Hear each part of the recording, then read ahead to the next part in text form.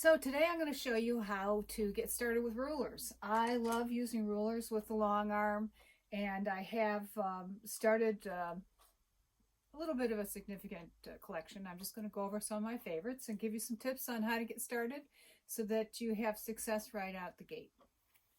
Besides purchasing rulers, the first thing you're going to want to buy is a ruler base. And that snaps right onto the front of your machine. You just kind of tilt it up a little bit and then push it in. So this provides a larger platform so that your rulers will be balanced and not kind of tilting over. So it gives you a much more stable work surface. I tend to leave it on all the time. Some people like to take it off. They feel like this interferes at times, especially on the sides, but I just leave it in all the time. The second thing I would purchase to get started with ruler work is a ruler foot. Now, our machine comes with a foot that you could use to do ruler work, but let's see if I can get in real close here so you can see the difference. So the difference between these 2 feet, this is the foot that comes with the machine, and you can kind of see that the ruler foot is much deeper. It has a cutout in the front and the side so you can visualize the needle a little bit better. But both of them, if you have the ruler up against the side of the foot, will give you a 1/4 inch seam allowance there. So you need the ruler base, and I would suggest getting a ruler foot. The ruler foot makes things so much easier because as you're going along, if you had this shallower foot, you're more likely when it's hopping for it to hop over your ruler, your needle hit the ruler, and perhaps break your ruler or throw your timing off. Now I have a baby quilt here that I am using these 3 rulers to quilt it. And I think these are probably some of the rulers that I use more often than any others, particularly this long straight edge. It's just the right size. I think any longer and it would get in the way because of the depth of my quilting space here, but I can go a pretty long distance this way. I mean, it's long enough that I do need to adjust my hand so that I have a firm grip as I'm going along. If I'm doing a straight line here, I'm going to keep my hand here, I'm going to pause, and then I'm going to move my hand to stabilize it and go even further. So it's a good, I think a good size. Then this Versatool has a lot of different shapes on it that can come in handy when you want to make a semicircle or an arch or a V shape or a gentle curve or a straight line. So I do use this quite a bit. And when I want to have a smaller, tighter curve, I actually have a set of circles so that I have a graduated set that goes all the way up to, I believe, 8 inches. So I like all my rulers, but I probably use these 3 the most. This is the quilting design that I decided to use for this quilt. And looking at it, I see that there are a lot of areas where there are lines that go from one corner to another. So those I don't need to mark because I just go from one corner to another. But then there are a lot of times where there's lines that go to the middle of each side. And then there are these designs where I can use this ruler to do this portion and have it be have help with placement by having a mark in the middle of these lines.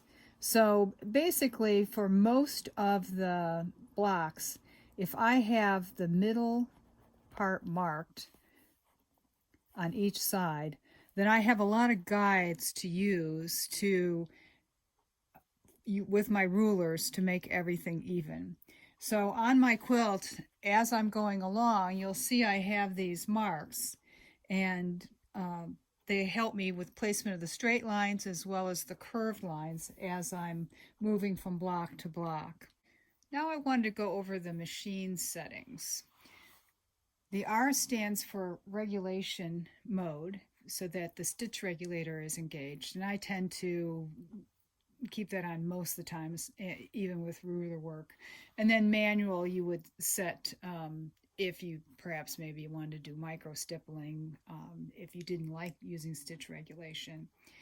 Then we have these two modes down here. We have the cruise mode and precision mode. A lot of people like precision mode for ruler work because the way that works is that as soon as you stop moving the handles, then the needle stops going up and down. As opposed to with cruise mode, it will continue to go at this speed, 75 stitches, and at that length for the stitches. So I do, though, tend to use the cruise mode, and what I do is I keep my finger on the trigger, so to speak, on the start-stop button. And when I come to a point in when I'm doing the ruler work that I want to change my grip or change my ruler, I just press my thumb down on the start-stop button, and that's just more comfortable for me than having the machine come to a full stop. That's just the way that I prefer to roll.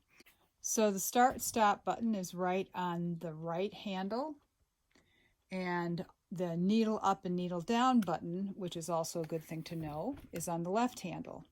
And I tend to keep my needle down so that when I do stop, my machine's not going to move at all, and it's going to keep my place. Now I'm going to actually take the rulers and start to quilt.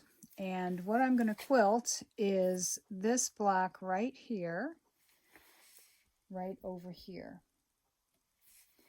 And I start by putting my needle down so that I don't get any drift when I let go of the handles when I'm moving my rulers. And I would say that when you start, particularly when you start to use rulers, you should realize that rulers are to improve your accuracy, not so much to improve your speed. With repeated use and proficiency, you will get faster, but you'll get much better results if you start slow. Now I'm going to actually get down to doing some ruler work, and I am going to be doing this block in this square here. So I'll consult my block picture, and I have previously put marks on the halfway points of each side except for the outermost ones. I need to put a reference mark there. And the first thing I need to do, looking at my schematic, is I need to travel over to this mark and do a line here and then a line there, and then come over and go this way and that way. So I know that I'm going to have a V that goes like this, so I need to know the midline here. So I'm going to make a mark ahead of time there. All of these marks will come off once I iron the quilt. So I'm going to travel over to here, then I'm going to use my ruler to go here, here, travel there, and go like that. Make a V.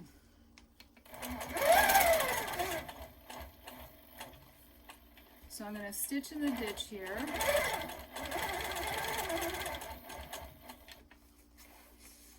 And I would say that, at least for me, I started out doing quilting with a domestic machine, and I think it is a little bit easier to quilt in the ditch on a domestic machine. However, all the other quilting is so much easier on the Longarm. So I've got my ruler here now, and I know that between the needle and the ruler is about 1/4 of an inch. So if I want to hit this point right here, I have to have the ruler over about 1/4 of an inch. If I put the ruler right on that spot, it's going to land 1/4 of an inch beyond it. Right on the money. And now I want to come and go to this line here, so I'm about 1/4 of an inch away from it. Then I'm going to stitch in the ditch across here.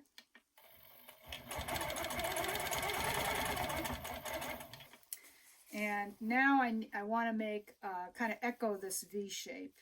And I have previously put this painter's tape on here to remind me how wide I want that V to be, on which line that I'm going to have it matched up. Like, I don't have the painter's tape all the way across, but I know that the painter's tape is on my line that I want, that defines my width here. So I know it's this line and not this one or that one. So it helps me to remember. And I'm going to go up to the line I just marked, which is the midline. And then I'm going to do the same thing on this side, but this time I want to make sure that I'm 1/4 of an inch away from the corner.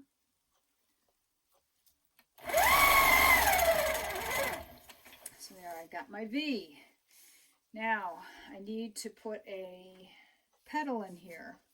So I'm off the side of the quilt, so I can just come down here without worrying about my accuracy. I just need to get down to this point here.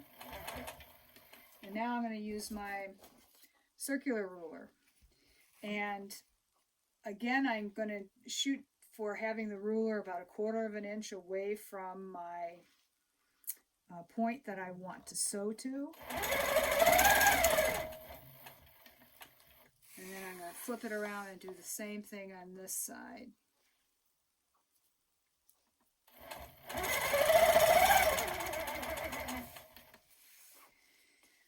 That's good. What I didn't mention when I was using this ruler is that when I'm using it, I spread my hand way apart so that I'm not going to have any rocking of the ruler at all. It's going to be stable. And if I can't get that feeling of stability, I'll stop the needle and I'll move my hand and then start up again. You don't want to be stitching where you're using your ruler as a guide and the ruler's not stable, because the ruler will move and your stitch line will not be good. So I'll show you what I just stitched. So this is what we just did right here. Is it perfect? No, but it is a baby quilt, and babies don't care. And mommies don't care as long as they get their baby quilt while their baby's still a baby. Now, if this were a competition quilt, of course, you wouldn't want to see these stitches here. And I should have had the point of the paddle away from the 1/4 inch seam here. But I am doing this as a demo quilt while making this video. And like I said, it's a baby quilt. And I want to get it done for the new baby coming in our family. So here's the end result. A baby quilt for our first grandchild coming very soon.